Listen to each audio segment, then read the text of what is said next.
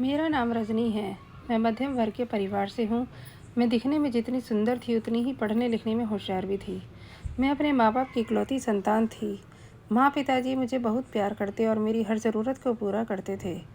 मेरी इंटर की परीक्षा नज़दीक थी और मैं जी जान से पढ़ाई कर रही थी ताकि मैं अच्छे नंबरों से पास हो सकूं और मुझे किसी एक अच्छे कॉलेज में एडमिशन मिल सके। मैं बचपन से ही डॉक्टर बनना चाहती थी। पिताजी भी दिन रात मेहनत करते ताकि मैं डॉक्टर बन सकूं, पर होनी को कुछ और ही मंजूर था। पिताजी बीमार रहने लगे।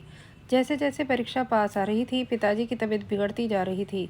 तब माँ पिताजी को लेकर सरकारी अस्पताल गई। वहाँ पर उनकी जाँच चलने लगी। इधर मेरी परीक्षा, उधर माँ पिताजी की अस्पताल की भागदौड़। घर का माहौल गंभीर चल रहा था। खैर, जैसे तैसे मैंने परीक्षा कंप्लीट की। पिताजी की हालत सुधरने के बजाय बिगड़ती जा रही थी। जांच से पता चला कि पिताजी को कैंसर है। मैं और माँ रो पड़े, पर पिताजी बीमार होने के बावजूद हमें हिम्मत बंधा रहे थे। पर मैंने पिताजी का चेहरा देखा था। हमें तो वो हिम्मत बंधा रहे थे, पर खुद अंदर ही अंदर टूट रहे थे, क्योंकि उन्हें सबसे ज़्यादा चिंता मेरी ही थी। मेरे पिताजी की बीमारी सुनकर रिश्तेदार हालचाल लेने आने लगे। तब मेरे मामा ने मेरे पिताजी से कहा कि मेरी नज़र में एक अच्छा रिश्ता है, रजनी की शादी कर दो, ये अपने घर की हो जाएगी। पिताजी जानते थे कि मैं डॉक्टर बनना चाहती हूँ, पर अपनी बिगड़ती हालत को देखकर पिताजी ने इस रिश्ते के लिए हाँ कर दी। मैंने बहुत मना किया, पर पिताजी ने मुझसे कहा कि वो अपने सामने मुझे दुल्हन बनते देखना चाहते हैं, और मुझे ना चाहते हुए भी हाँ करनी पड़ी। पिताजी की बिगड़ती हालत को देखते जल्दबाजी में मेरी शादी हो गई। मेरी शादी के कुछ दिन बाद ही पिताजी का देहांत हो गया और मेरी माँ अकेली रह गई। पर मैं उनका ध्यान रखती और हर हफ्ते उनके पास चली जाया करती। ऐसे ही दिन बीत रहे थे और हमारी शादी को भी 1 साल पूरा हो गया। अब तो मेरी सास ननद मुझे बच्चा पैदा करने के लिए कहने लगी। दिन गुजरते गए, पर हमारी कोई संतान नहीं हुई। अब तो मेरा इलाज भी शुरू हो गया। मेरी और मेरे पति दिलीप जी की भी जांच हुई, पर सब कुछ नॉर्मल निकला, पर फिर भी बच्चा नहीं हुआ। अब तो सास ननद मुझे बांझ के ताने मारने लगी और दिलीप जी का भी व्यवहार मेरे प्रति बदल गया। अब वो खिंचे खिंचे रहने लगे, क्योंकि मेरी सास और ननद दिलीप जी को भी भड़काने लगी कि इसे तलाक दे दो, हम तुम्हारी दूसरी शादी करवा देंगे।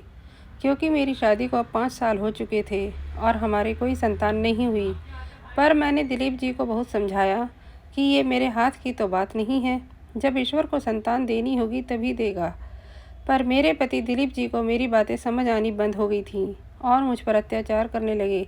मेरे ससुराल का हर सदस्य यही चाहता था कि मैं दिलीप जी को छोड़कर चली जाऊं, पर मैं अब सब सहन कर रही थी कि शायद एक दिन सब ठीक हो जाएगा। फिर एक दिन बात इतनी बढ़ गई कि दिलीप जी ने मुझे धक्के मारकर घर से निकाल दिया। मैं बहुत रोई, पर मैं भी अब काफ़ी समय से अत्याचार बर्दाश्त करते करते थक चुकी थी और अब आगे लड़ने की हिम्मत मुझ में ना रही, और मैं अपने टूटे मन के साथ अपने मायके आ गई और अपनी माँ के साथ रहने लगी। मैं भी अब सब कुछ भूलकर आगे बढ़ना चाहती थी और मैंने जॉब ढूंढना शुरू कर दिया। मेरी सहेली एक हॉस्पिटल में नर्स का काम करती थी। उसी के जान पहचान से मुझे उसी के हॉस्पिटल में रिसेप्शनिस्ट की जॉब मिल गई। मैं जो डॉक्टर बनने के सपने देखती थी, पर पिताजी के देहांत और इंटर से आगे ना पढ़ने के कारण वो सपना भी मेरा अधूरा रह गया और बन गई रिसेप्शनिस्ट। खैर, दिन बीतने लगे। अभी मेरी नौकरी को कुछ दिन ही हुए थे कि हॉस्पिटल में एक नए डॉक्टर की ज्वाइनिंग हुई, डॉक्टर कुणाल। एक दिन डॉक्टर कुणाल मुझसे टकरा गए और बस देखते ही रह गए, और फिर मैंने नोटिस किया कि डॉक्टर कुणाल के कई चक्कर रिसेप्शन की तरफ लगने लगे। और फिर एक दिन संडे की छुट्टी वाले दिन मैंने देखा कि डॉक्टर कुणाल अपने माँ बाप को लेकर हमारे घर आए हैं। मैंने और मेरी माँ ने उन्हें बहुत आदर सत्कार के साथ बिठाया। तब डॉक्टर कुणाल के माँ बाप ने मेरा हाथ अपने बेटे कुणाल के लिए मांग लिया। अब तो मैं और मेरी माँ चौंक गए और मैंने खुद को संभालते हुए इस रिश्ते के लिए मना कर दिया और अपने कमरे में चली गई। पर माँ ने बातों को संभालते हुए डॉक्टर कुणाल और उनके माँ बाप को मेरे हालातों के बारे में सब कुछ बता दिया।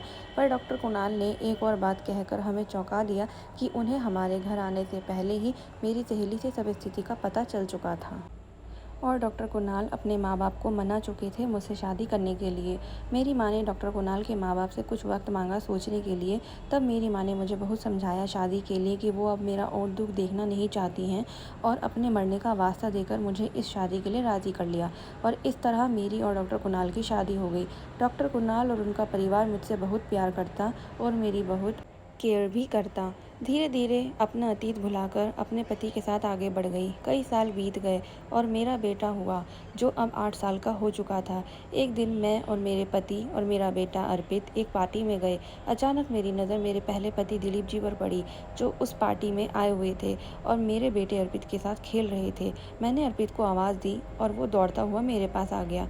मैं नहीं चाहती थी कि दिलीप अर्पित से बात करें। तब दिलीप की नज़र भी मुझ पर पड़ी और वो मेरे पास आया। मैं वहाँ से चलने लगी तो दिलीप की आवाज़ ने मुझे रोक लिया। मैंने अर्पित को वहाँ से भेज दिया और दिलीप से कहा कि मैं कोई बात नहीं करना चाहती, पर दिलीप की दर्द भरी आवाज़ ने मुझे रुकने पर मजबूर कर दिया क्योंकि दिलीप मुझसे काफ़ी माफ़ी मांग रहा था। दिलीप ने मुझसे कहा कि रजनी, तुम्हारे जाने के बाद मैंने दूसरी शादी कर ली, परंतु शादी के दूसरे दिन ही मेरा एक्सीडेंट हो गया था और उस एक्सीडेंट में मैं अपने पिता बनने की क्षमता को खो बैठा और आज तक औलाद के लिए तरस रहा हूँ। मैंने तुम्हारे साथ बहुत बुरा किया था, उसी की मुझे सज़ा मिली। तुमने सही कहा था कि ईश्वर की जब मर्जी होगी तभी औलाद मिलेगी। यदि मैं धैर्य रखता और तुम्हारा साथ देता तो आज मैं भी पिता बन गया होता, क्योंकि तुम्हारे अंदर कोई कमी नहीं थी। कमी थी तो मेरे अंदर धैर्य की। मैंने सब्र नहीं रखा और तुम्हारे साथ कितना गलत कर दिया। हो सके तो मुझे माफ़ कर देना। आंखों में आंसू लिए दिलीप वहाँ से चला गया। तब मेरे दिल ने कहा कि दिलीप, पिता तो तुम बन ही चुके थे, परंतु तुमने सब्र नहीं रखा, क्योंकि जिस दिन तुमने मुझे तलाक देकर और धक्के मारकर मुझे घर से निकाला उसी दिन मुझे पता चला कि मैं प्रेग्नेंट हूँ। परंतु तब तक तुम सब कुछ खो चुके थे, क्योंकि मेरा आत्मसम्मान अब मुझे तुम्हारे पास वापस आने की इजाज़त नहीं दे रहा था। मैं अब अपने बच्चे को पैदा करके उसके साथ ही ज़िंदगी गुजारना चाहती थी, पर डॉक्टर कुणाल मेरी ज़िंदगी में फ़रिश्ता बनकर आए और उन्होंने मेरे साथ साथ मेरे बच्चे को भी स्वीकार कर लिया और आज हम बहुत खुश हैं।